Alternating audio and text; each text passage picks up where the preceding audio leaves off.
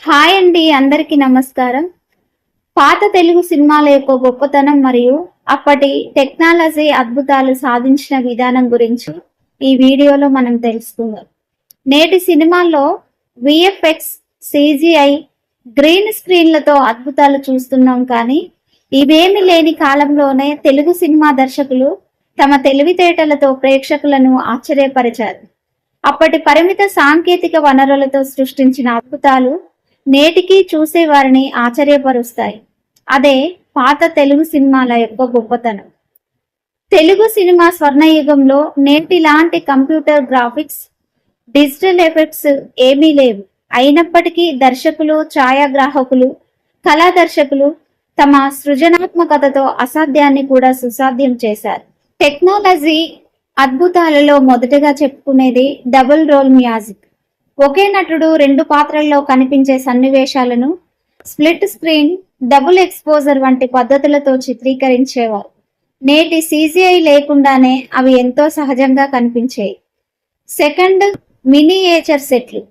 భారీ రాజభవనాలు, యుద్ధాలు, రథాలు, దేవాలయాలు వంటి దృశ్యాల కోసం చిన్న నమూనా సెట్లను తయారు చేసి కెమెరా కోణాలతో అవి నిజమైన భారీ నిర్మాణాల్లా కనిపించేలా చేసేవారు.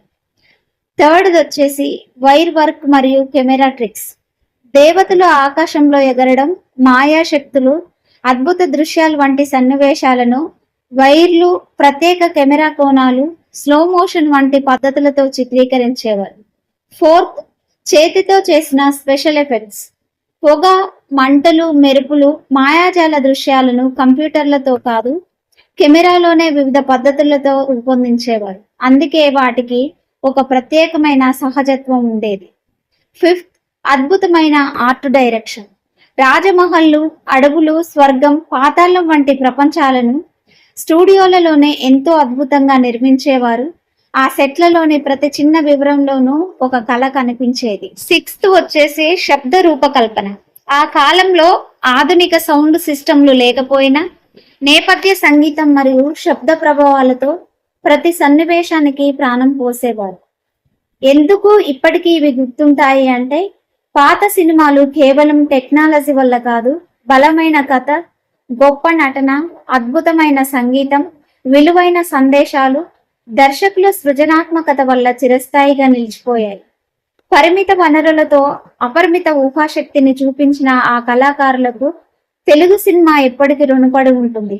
నేటి సాంకేతికత అద్భుతాలు సృష్టిస్తే అప్పటి కళాకారుల సృజనాత్మకతే నిజమైన అద్భుతాలను సృష్టించింది. అందుకే పాత తెలుగు సినిమాలు కాలాన్ని దాటి నేటికి ప్రేక్షకుల హృదయాల్లో చిరస్థాయిగా నిలిచిపోయాయి.